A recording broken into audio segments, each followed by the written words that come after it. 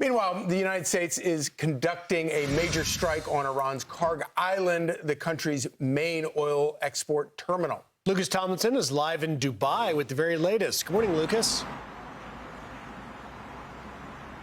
Well, good morning, Charlie, Rachel, and Griff. While Iran is holding the Strait of Hormuz hostage, it appears that President Trump has returned the favor, striking Iran's major oil hub in the form of Kharg Island, which, according to tanker trackers, was responsible for exporting 96% of Iran's oil last year. And President Trump announcing the strike by the U.S. Air Force on Truth Social. I'll read it for you guys. It says, quote, "The United States Central Command executed one of the most powerful bombing raids in the history of the Middle East and totally obliterated every military target in Iran's crown jewel, Kharg Island. I have chosen not to wipe out the oil infrastructure on the island. However, should Iran or anyone else do anything to interfere with the free and safe passage of ships through the Strait of Hormuz, I immediately reconsider this decision." It appears those JDAMs land a little harder than the 90s, Griff. Now, Kharg Island is located off the coast of Iran, closer to Iraq and Kuwait in the northern Persian Gulf, and is Iran's major choke point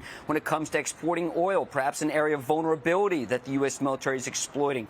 Now, here's what the strikes on Kharg Island looked like from a drone orbiting overhead. The Pentagon is likely looking at options to seize this island because Iran is exporting more oil through the Strait of Hormuz now than before the war started, believe it or not, according to the Wall Street Journal. Now, over VHF radio, that's ship-to-ship radio on the bridge of every ship, Iran's Islamic Revolutionary Guard Corps continues to make broadcasts saying the Strait of Hormuz is closed. But China continues to buy large amounts of oil from Iran, and India announced it's getting some ships through as well. Here's more from President Trump. The situation in Iran is going very well. A lot of big hits today, a lot of big wins today, as you probably have heard militarily.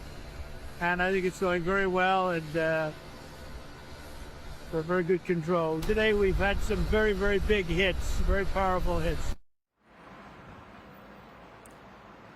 Now, should President Trump and the Pentagon decide to seize Kharg Island, that could happen with the Pentagon dispatching more than 2,000 Marines aboard the Tripoli Amphibious Ready Group to the Middle East, coming from the Pacific. And Griff, I expect you to come to attention and have the control room pipe in the Marine Corps hymn when I talk about Tripoli. Charlie can explain. In addition to Tripoli, the USS San Diego and USS New Orleans are also part of the Ready Group, and bring them an aviation component as well. Another squadron F-35 stealth fighter jets, in addition to Ospreys, Super Stallions, and Vipers. Those are AH-1 gunships. Now, here in the UAE, this country has received more than 3 times the amount of Iranian missiles and drones than Israel. Those attacks have dropped off in recent days, although it was a little noisy this morning. Another building just a couple miles away was hit by falling debris after an Iranian drone was intercepted. No injuries, just the facade. And also a major oil refinery near the Strait of Hormuz here in the UAE was also hit by falling debris, starting a fire. Oil production and pumping has ceased, but also no injuries to report, guys. And Lucas, just very quickly, before we let you go, when you talk about the Tripoli and the 31st MEU being deployed there, a lot of people think that, oh, we were going to invade or try and take Kharg Island. But can you just quickly walk viewers through the fact that having the MEU over there and the Marine capabilities and the helicopters and the things that you just mentioned that this amphibious group is bringing with it will actually in a larger way be able to protect the maritime shipping lanes as well? It's not just directed at Kharg Island, right? There's no question. There's also the UAE would like to talk about some islands. There's 3 islands that they claim as their own that Iran has seized. Not likely the Marines would necessarily do that for the Emiratis, but no love lost for Iran here in the UAE. In fact, the Emiratis have seized Iran's financial interests here in this country. In addition to tourism, of course, this is a major financial hub for the region. We heard Iran say they want to start attacking banks and financial institutions in the region. Formula One is set to announce they're going to cancel some races in Bahrain and Saudi Arabia, but I can report, Griff, the horse racing went unabated last night. A brief pause in the paddock when there were some alarms went off, but back to your Marines, more importantly, those Marines could seize Kharg Island, no problem with overflight rights here over the UAE or Saudi Arabia, and certainly seizing the island would be something the Marines can do. All right, Lucas Tomlinson, thank you so much. Thanks, Lucas. So let's bring in EPA Administrator Lee Zeldin. Great to have you with us this morning. So taking military dominance over Kharg Island doesn't necessarily open up the Strait of Hormuz. What needs to be done to get oil flowing through there? Well, you just look at the entire package of what President Trump and his national security team have been doing. It all adds up to a more stable and secure Middle East, as well as the Strait. So obviously, in the initial few days of what we're experiencing, there's instability as Iran's fighting for their lives. But President Trump and this team have just been delivering strike after strike, win after win on offense, executing our plan. And what we will, I'm confident, have at the end of this process is a more stable region, and tankers not have to worry about a terrorist regime being able to attack them, as we've seen them have to experience that threat with just about every run here for decades. So, Lee, let's jump in right on that, because Democrats are saying that the president has caused an energy crisis and that this is a disaster. And they point to rising gas prices, which is a reality right now. But in terms of what the president may be trying to do on the energy front, how do you respond to those critics? Yeah, I'm currently in Tokyo, Japan, a White House National Energy Dominance Council forum with many Indo-Pacific nations attending, and all day long, tens of billions of dollars of new energy deals. You have all sorts of Asian countries that want to look east to the United States. They're looking at crude oil and LNG and more that have been exported from the United States that for a long time, for decades, have had safe passage without having to worry about a terrorist attack. And by the way, those exports from the United States get to Asia in a fraction of the time that it takes to get those exports to come from the Middle East. And that's why all these deals are being struck. And it has to do with energy, critical minerals. We're talking about nickel and other we're talking about rare earths, the entire process of the supply chain end to end. It's been a pretty amazing day watching these deals get cut and announced all day long. Lee, I want to play this clip of President Trump. Here is President Trump saying he expects that the prices for oil will drop significantly soon. Listen.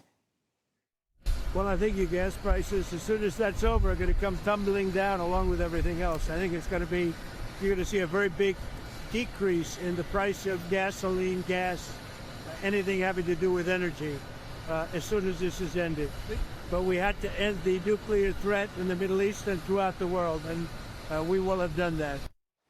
So he says, as soon as this is ended, which is a really great, it's a really great thing to hear, because we know you're right now at EPA, but you were a politician for many years. You know that this midterm is looming.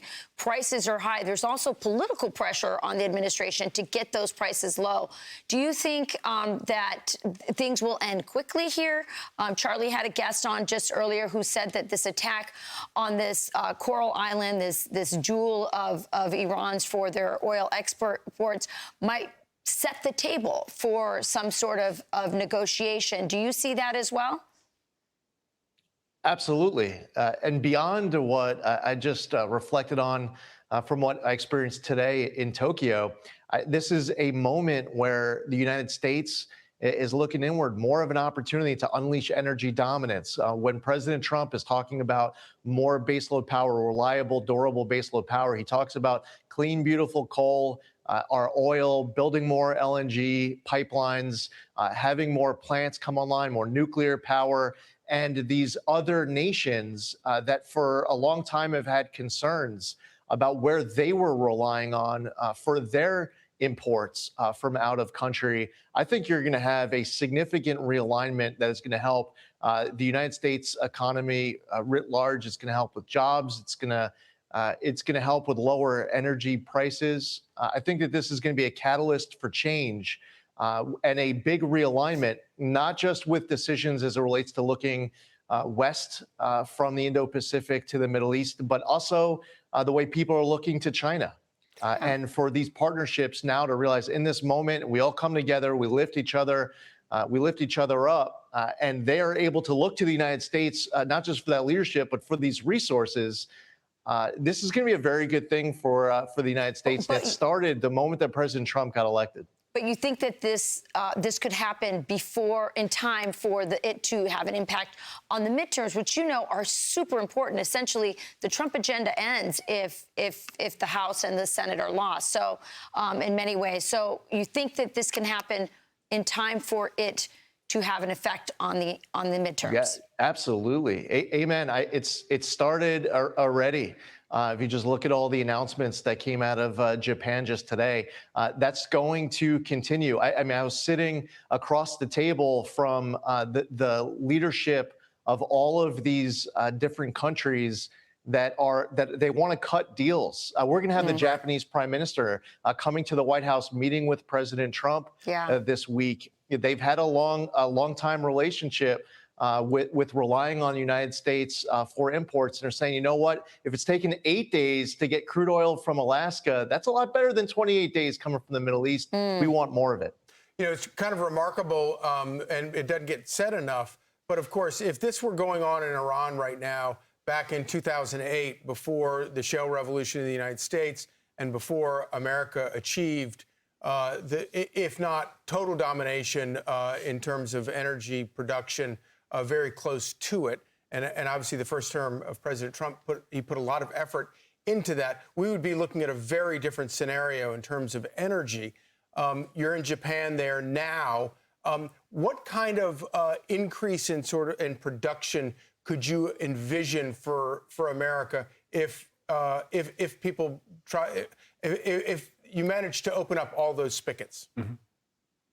Yeah, right. So you think of Alaska, where you have the Trans-Alaska Pipeline. There's a lot of talk right now about a new LNG pipeline to run alongside that Trans-Alaska Pipeline. By the way, that Trans-Alaska Pipeline has the capacity to be pumping a lot more oil through it. I think of Transwestern having a multi-billion-dollar natural gas pipeline expansion in the Southwest United States, the approval and upcoming groundbreaking of the Nessie pipeline to deliver natural gas in the Northeast, just all across the country, all of the clean, beautiful coal plants that were slated for closure because of Biden regulations that are now getting reversed. I mean, you think of all the retrofits on nuclear, small modular reactors where grounds have been broken.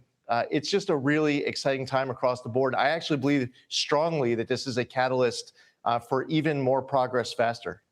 And you've got a Japanese Prime Minister in Sanae Takaichi, who is very pro-growth, very pro-President Trump. We look forward to learning more about your trip over there. Lee Zeldin, thank you very much. Yeah. All right, great day. Lee, you're doing a great job out there. Thanks, Lee. All right. Thank you, Rachel. I'm Steve Doocy. I'm Brian Kilmeade. And I'm Ainsley Earhart. And click here to subscribe to the Fox News YouTube page to catch our hottest interviews and most compelling analysis.